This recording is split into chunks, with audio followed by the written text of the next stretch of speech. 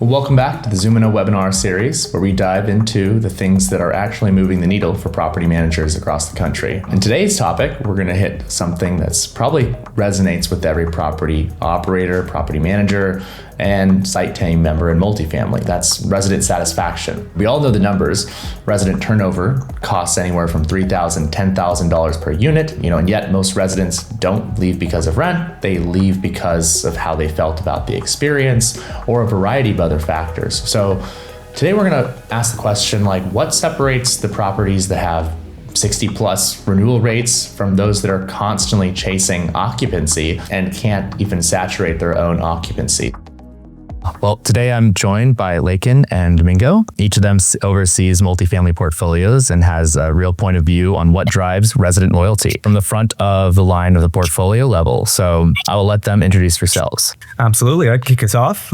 So Domingo Bryant here. I work for Hillpointe, and we are an owner-managed company. However, most of my background is on third party. I started Onsite as a leasing professional. I did that for 7 years and then moved into the marketing side of things. And it's been history ever since. So I am happy to bring all of that wealth of knowledge to the conversation. Yeah, I'm so looking forward to being a part of this conversation. I'm so humbled. Number one, Kendrick, thank you so much for inviting us to be a part of this conversation. It's going to be great. I'm so energized by it. But my name is Lakyn Samaniego. I currently serve as the director of marketing for Elmington Living. Similar to Domingo, Elmington Living is an owner operator. We do have a third party division, and we're a new brand. We recently broke off from our parent company, Elmington Property Management. So really carving out those, resident satisfaction experiences and touch points, and even carving out and standardizing our marketing policies, procedures from the ground up. That's what I have direct oversight over for our portfolio of about, 75 assets. So been in the industry for 11 years. And so looking forward to being a part of today's conversation. I'm excited to have you guys for this conversation. And obviously we're talking about resident satisfaction, which obviously gets talked about quite a bit. But for you guys, what does it actually mean for your portfolio? How do you guys define it internally, and how do you measure it? Would love to hear. Do you want to kick us off, Lakyn, or do you want me to take it? I can go ahead and I can kick us off. I think that when it comes to resident satisfaction, it's really leading back to the predictability of the experience, right? Residents, myself included, as I mentioned, I grew up in apartment communities. I've never lived myself in a brick and mortar home. I still to this day live in apartment communities. So even as a renter myself, I don't expect perfection.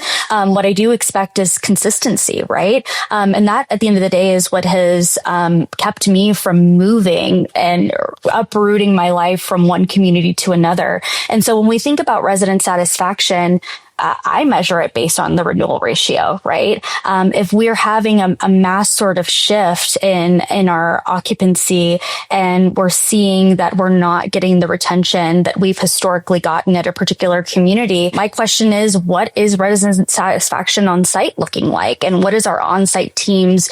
What are they doing to really not only bolster, but really support the continuity and consistency of resident satisfaction. And I mean more than a pup party and a breakfast on the go, but really being proactive rather than reactive when it comes to service requests, to knowing the names of our residents and really being intentional with how we communicate with them, et cetera. Just as I mentioned, I get my renewal sort of pamphlet from my on-site team. I've stayed at the exact same community I've lived at for the past 10 years, and I don't even look at the rate at this point anymore. I just sign it because it's so much easier to be able to renew at the current the current property that I live at. I'm very happy with the service that I've gotten thus far. Then have to uproot my life and potentially commit what is the valuation of a really nice car, maybe $35,000 over the span of a 12-month lease term and moving, Yeah, no, she has excellent points.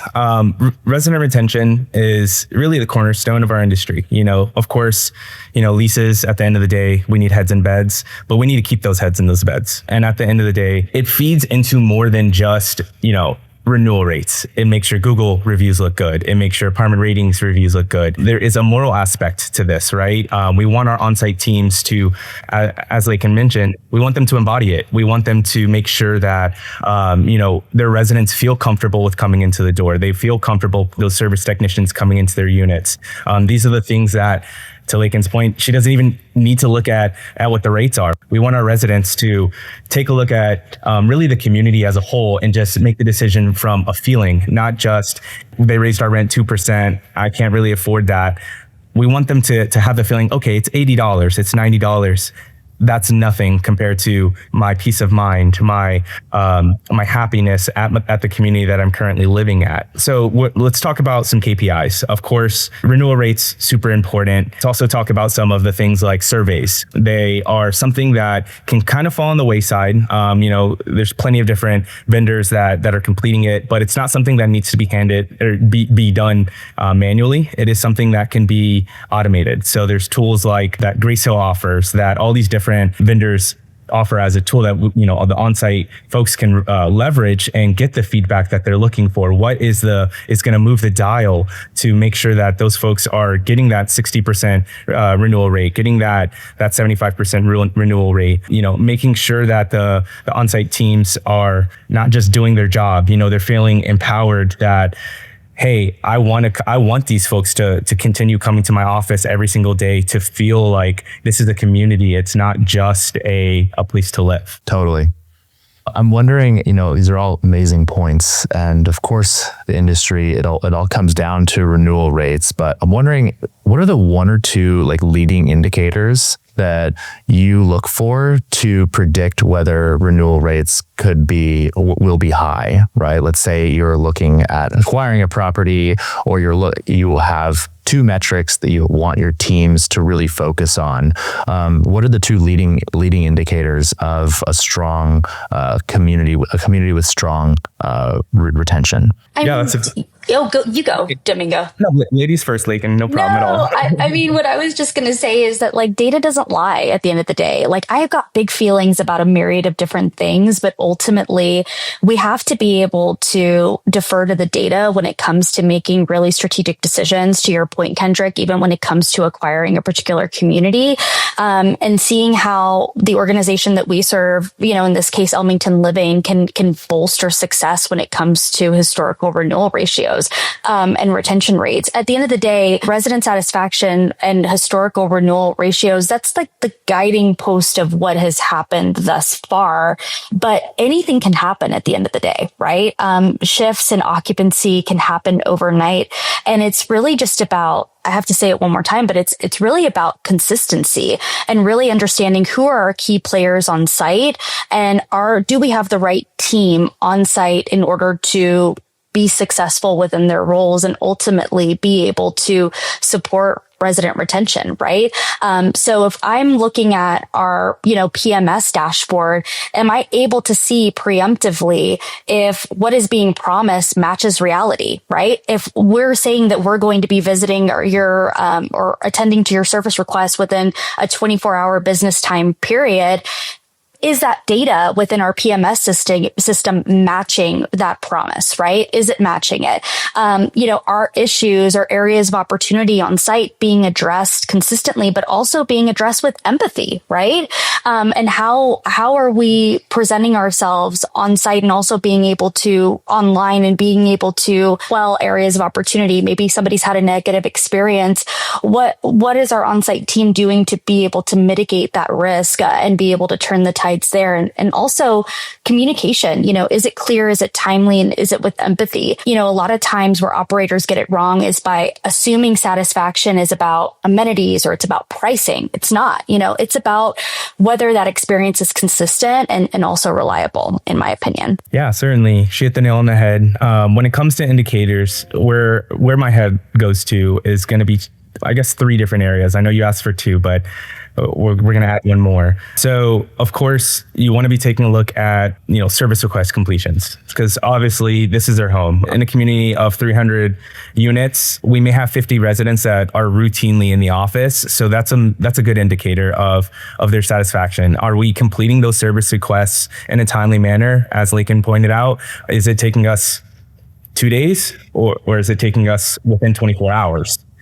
So these are type of things that will give you a pulse. You can look at things from a online reputation standpoint. So there's tools like reputation.com, Soci, other reputation management tools that will give you a little bit more insight on where you are sitting in that regard. But let's take it a step further and take a look at really what some of the submarket rates are at. So I think COVID was a really good example of how renewals can be impacted by past years. I guess that's the best way to describe it.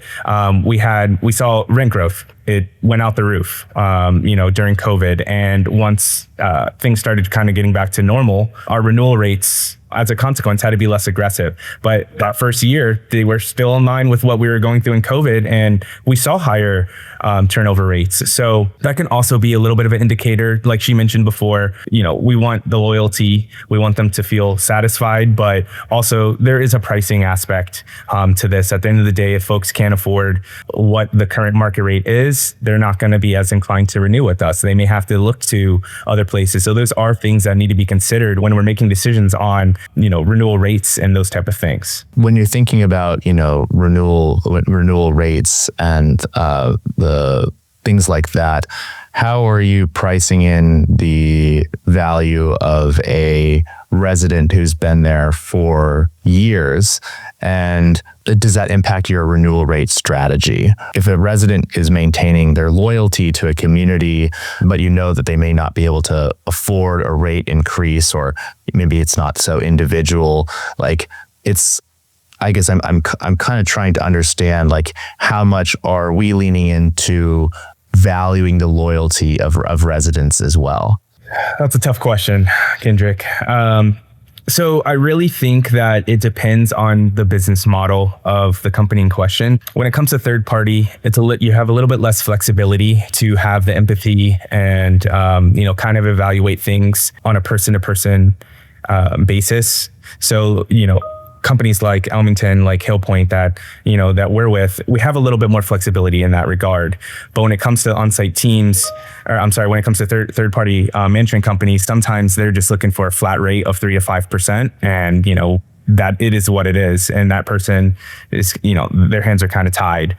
But when it comes to companies like us, where workforce housing, we're not Section 8, but our whole business model is around creating a great product for folks that can't afford the A+++, communities. Our price point is put in it at a level where empathy is already kind of baked into the price.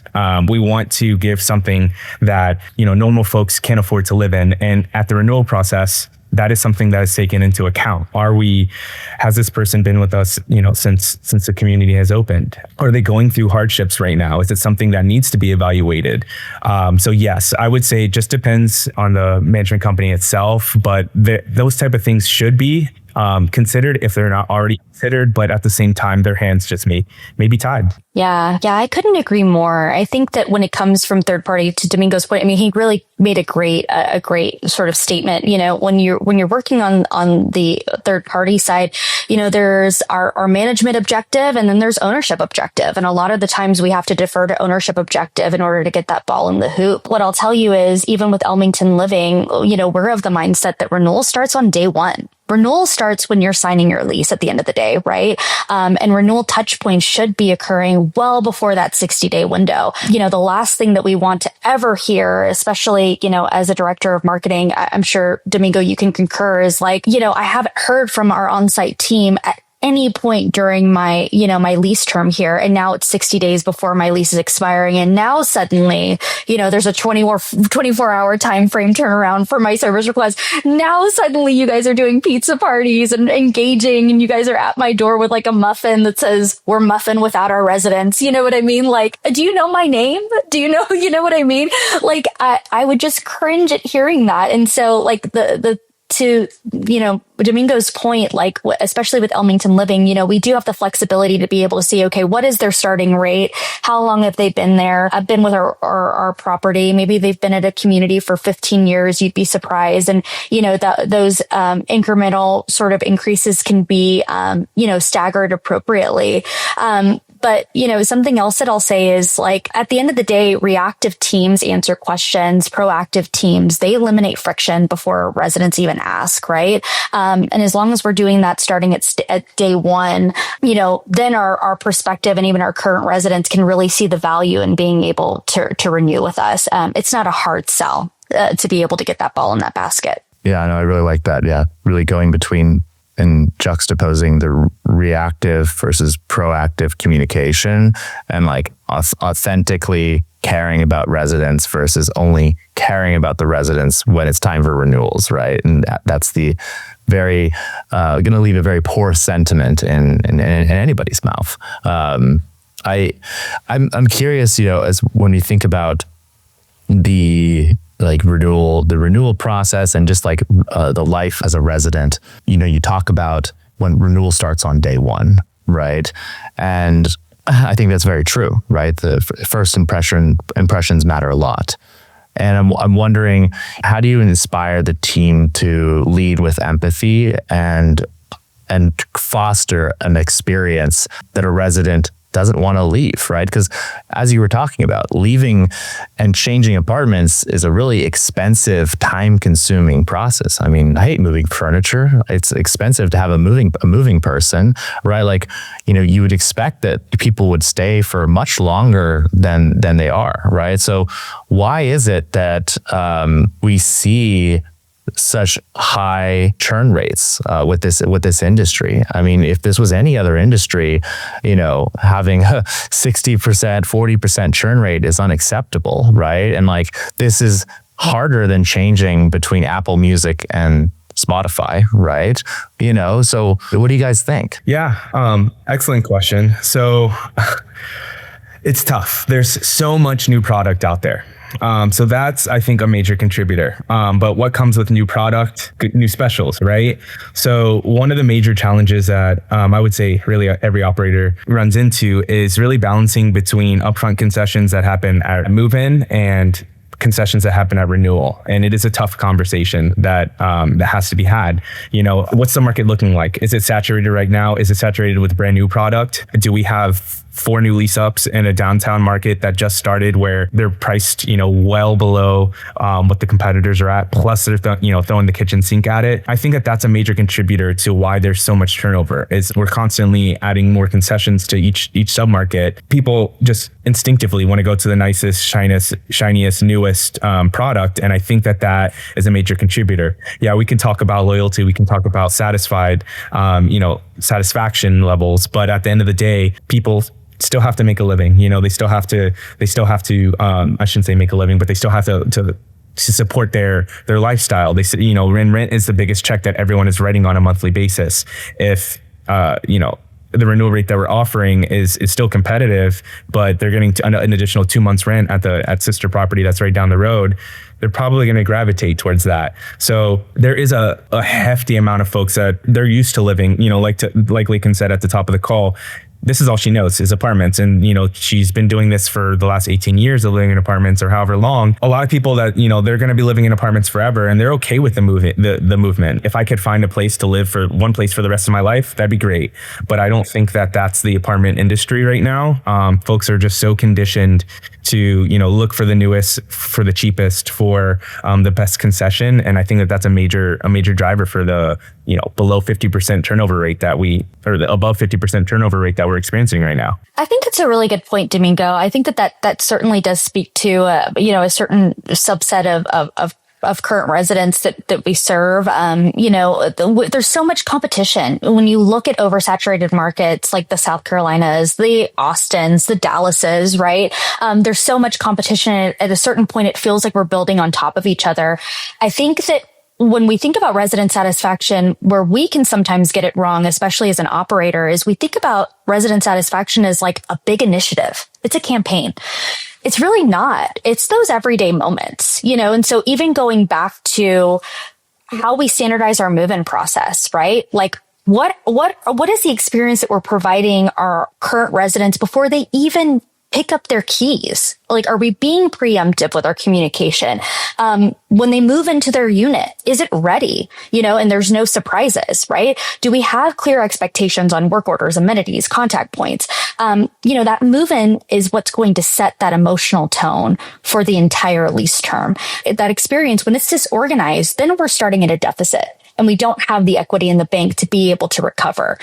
Because then it's going to become, that residence is always going to defer back to, I had a horrible pre-leasing, leasing, or even move-in experience, right? And maybe one of the energizing factors, or one of the reasons why they may be looking to a 2 to 4, even 6-month concession, with how crazy some of these concessions that we're dealing with within certain markets will be, just simply because of that particular area in which we fell short, and so it's incredibly important that when we're training our teams, we're getting their buy-in. I'm never going to ask my team to do something that I myself never did as a leasing professional. And at the end of the day, if we're being proactive rather than reactive, we're taking the mystery out of our job, especially when our on-site teams on a daily basis are walking into blood, flood, fire. Sometimes they're walking into, their office and it's been broken into. Sometimes they're walking into a unit and the building is genuinely, on fire, and that's not how they expected their Tuesday to go. And so when we're thinking about how we're training our teams from the ground up, how we're fostering that buy-in on how they can be proactive rather than reactive, it's really from the point of, let's take as much mystery out of our job as possible, because we have to account for the mystery and uncertainty that is going to happen this week. And if the smallest thing that we can do is say, hey, Miss Lopez, or, hey, Mr. Bryant, unfortunately, we're short staffed today. We anticipated we were going to go, attend to your service request today. It's actually going to be tomorrow. And that's going to be the difference between this resident renewing and not renewing with us, because they're going to hinge back on, we didn't communicate. It's such a small effort to do. It's such a small effort to do, in my opinion. I love that. And I wanted to piggyback, on the proactiveness. I think that that's a really big thing that operators miss on. Doing the things like, yes, of course, following up. Those are the things that really every company has room to improve on. But when it comes to, planning out those resident events, when it comes to hosting renewal parties where, the whole goal is to just take everyone that's renewing in a month and giving them a wine down, or having some hors d'oeuvres and just, wining and dining them, essentially. There's little things like that where you can plan them well ahead of time, come up with a game plan. You can add it to your budget so that you know that you have the monies for it. There's little things like that you can get ahead of the game without having to be reactive. Like, okay, our renewals are not where we want them to be right now. What needs to happen? No, this is how we're going to do it for every single month. We're going to have a wind down Wednesday. We're going to invite all of our residents that are looking to renew that during that time frame, get them to sign right then and there. You can have laptops set up. Just go ahead and complete the renewal right then and there. If they have any questions, they can speak with staff versus having to wait for a phone call, for, back and forth via email, whatever the case may be. There's so many things that you can do to kind of align your on-site staff with your expectations and plan accordingly. That doesn't require rocket science. It's just a matter of setting up one meeting, aligning, and coming up with a game plan. Then you have the path forward. Yeah, and scaling it for the entire portfolio. Like, if we're seeing a win where we've got one community that is consistently outbeating the rest of our portfolio in terms of their resident satisfaction scores, in terms of their renewal scores, why are we going to isolate that? To Domingo's point, like, let's scale it for the entire portfolio and be able to scale that win, so that way we can increase conversion elsewhere. And at the end of the day, when you think about it, the wind down Wednesdays, that's such a great idea, Domingo. And when you think about the money that we're investing in a resident retention event, and I mean, it's negligible when you think about somebody signing a 12-month lease for $2,000 a month, and they're essentially committing $25,000 to us for the entire year. $25, 25 bottles of wine. Let's just say they were, $15. That one renewal more than covers it in half a month, so it's almost a no-brainer. It doesn't cost much. Like Lakyn said, it starts on day one. It's not 60 days prior to their lease ending. It's, what are you doing during the time frame to kind of help offset those feelings of, okay, let me look for the newest and shiniest thing. I don't need to go there, because are they going to give me the resident events? Are they going to give me the support? And are they going to reach out to me if there's a delay on my service request? Those are things that matter to residents. It's not always going to be about the price. There are other things that you can do to kind of help offset that. Yeah, I think that's a really important point, right? That you have to have other things aside from just the mechanical amenities and price to attract and retain people. So I love the Wind Down Wednesday idea. I think that like what you're touching on is a little bit more of like the human element of this, right? It's like the emotional element of this, because when I wonder if there are ways to activate communities within themselves, right? Because it's a lot of responsibility, for the 1 or 2 or 3 people on site to know all the residents, do this proactive touch points. I mean, I think we're in a place where technology is getting better at this, right? Technology is good at getting better at, having really immediate conversations, being proactive, which I think is good, right? But it may not have the human element in the same way. But I think what I'm touching on is like the community aspect of this, right? Like people that love other people next to them, they have friends, they have a community, are less likely to want to move, right? Because they have a reason. They have an emotional tie, an emotional reason. So they're not just looking at all this product as we talk about it as a one-to-one comparison, right? And I think that there's an opportunity to think about what we sell what our product really is. Right? Because if our product is just the bones of the unit, it's just the floor, it's just the gray the gray cabinets, the white countertop, then there is infinite amount of product and you're going to have an undifferentiated product, right? But if there's something else, right? If we think about our product as the community that we foster, and maybe this is too hard to do, then potentially there's a larger emotional hook, even more than just a Wind Down Wednesday, which is a one-time thing. And it's also something that we're doing proactively when we want to get something out of a resident, right? What do you guys think about this idea? I know this has been talked about before, but how do you think these things impact community? Or do you think these things are just too far fetched from where the industry is today? No, I agree wholeheartedly. I think that a sense of community is integral to the success of any property. There's tools that are available, of course, like the active building, there's the Alfreds that offer forums and stuff like that. So there's tools that, are being leveraged on an everyday basis, but there's also free tools that, like if you're a smaller shop, mom and pop, where you just create a Facebook group and you don't have to obviously send it to every single resident, but invite them, add it to your website, say, reach out to us. We want to hear your feedback. It gives them a place where they can sell that coffee table that they've been struggling to try to get rid of for the last 6 months. It gives them a place to find the neighbor that, is doing nails or hair, and, they can get it done at their home. It gives them a place to, there's countless things. Find that babysitter that they need for the night so that they can finally go out to the movies that they've been trying to do for the last 7 months, So there's just countless benefits to having that sense of community. And when they have their neighbors that are also friends, once they start, branching out and getting to meet them, for one, it gives them something to do, but who doesn't like living with their friends? It's just another amenity that doesn't cost anything. No, it's so true. I mean, Domingo, I say this all the time, and I feel like I've had so many leaders cringe when I say this, but everybody has a wet pool. Everybody has a wet pool. Everybody has parking. You know what I mean? Maybe there are some communities in New York and other, places that don't have parking, but Chicago, everybody's got a wet pool. Everybody's got a Stairmaster or some sort of a bike in their gym, right? What they don't have is they don't have a Kelsey. They don't have a Domingo. They don't have a Bryant. They don't have a Kendrick. Our on-site teams are really ambassadors of that resident satisfaction. I can tell you, growing up in apartments, my mom had me at a fairly young age. She made the leap of relocating us from Padre Island all the way up to Houston in search of a better life for us. And I grew up entirely in apartment homes.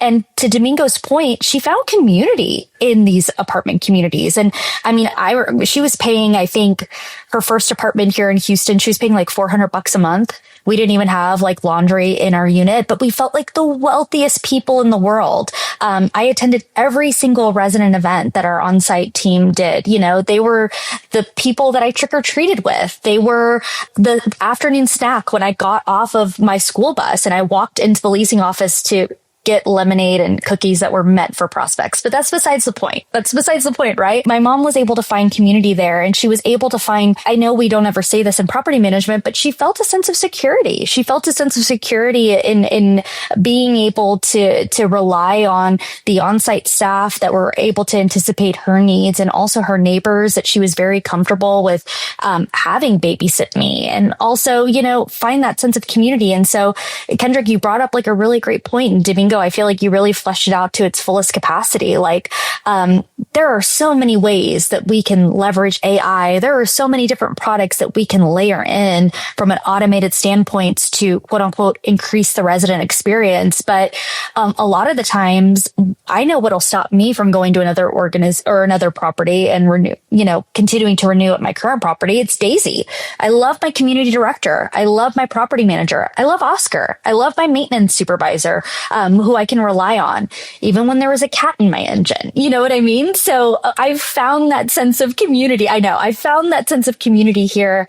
And I know that it's Domingo's, kind of objective as much as it is mine to be able to partner with our operational leaders to equip our on-site teams to really be the ambassadors of that aspiration, and it not be an aspiration, but ultimately a standard of how we serve our prospective and current residents. Yeah. And I love one of the things that you pointed out is the memory aspect of this, so I also grew up in Houston, so ironically enough, so it's perfect. But, some of my fondest memories are very similar, like going to those Halloween events, going to those summer parties, and they had piñatas out there. Like, I just remember, like, for Halloween, just like demolishing a piñata and just all the kids losing their mind, and these are the things that matter. These are the sense of, the things that give you the sense of community that keeps people coming back year after year after year at your community. Oh yeah, for sure. And also my last point will just be, I always say equity in the bank. And every time I say that, I think that that's another thing that our operational leaders like cringe at. But when we do fall short, if we've had that historical data that has shown that we have been proactive rather than reactive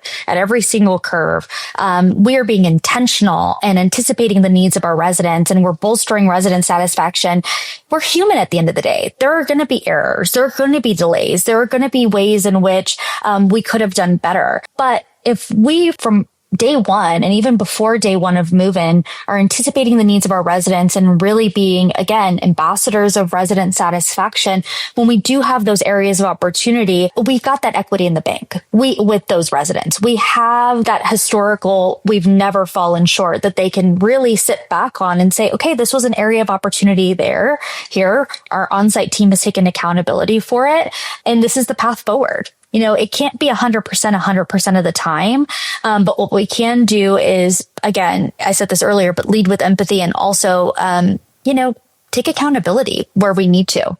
Yeah, no, I really like everything you guys are talking about. I think that it's sometimes overlooked, right? Like, it's really, really important to develop that trust, that proactive trust, so that you have that equity in the bank, as you're saying. Like, I think it's so true, right? When there's that trust built, and they see you as humans doing your best job, then they're going to be less critical, and because they understand mistakes happen. There are sometimes delays, right?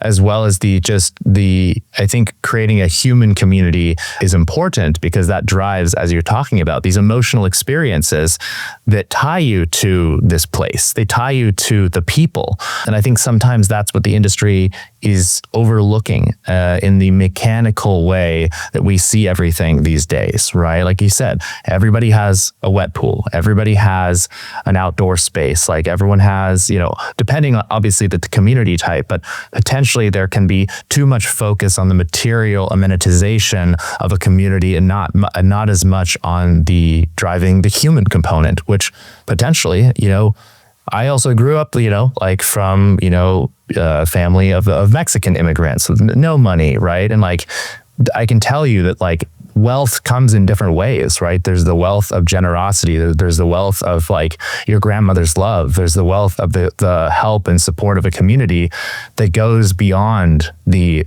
pool, right? That goes beyond these things. And that is something that I feel like is potentially lost in this industry, where turnover is at 50%, where you don't know your neighbors, where no one cares to know their neighbors. It becomes a mechanical process that doesn't vitalize or support anybody. And that's a concern, right? Because community is the most important thing that we have, and relationships are the most important things that we have. And that's something that, as property managers, as people that are supposed to be fostering communities, we must see as our responsibility as well. Yeah, couldn't agree more. I love the conversation. It went in a lot of different directions, right? Thank you guys so much. Really appreciated it. Yeah. Thank you. Thank you so much, Kendrick. Thanks for having us. So that's our session for today, and I want to thank all the hosts for such a great conversation. Navigating these strategic initiatives isn't about doing everything, it's about doing the right things in the right order, with clarity and intention. And trust me, that goes a long ways. You know, the strongest multifamily teams aren't necessarily the busiest, but they're really the most aligned, right? And that's at an executive team level, regional, and all the way down to the site level. So just want to say thank you to the panelists for sharing their real world perspective and navigating these challenges. My name is Kendrick Bradley, and we'll see you on the next webinar.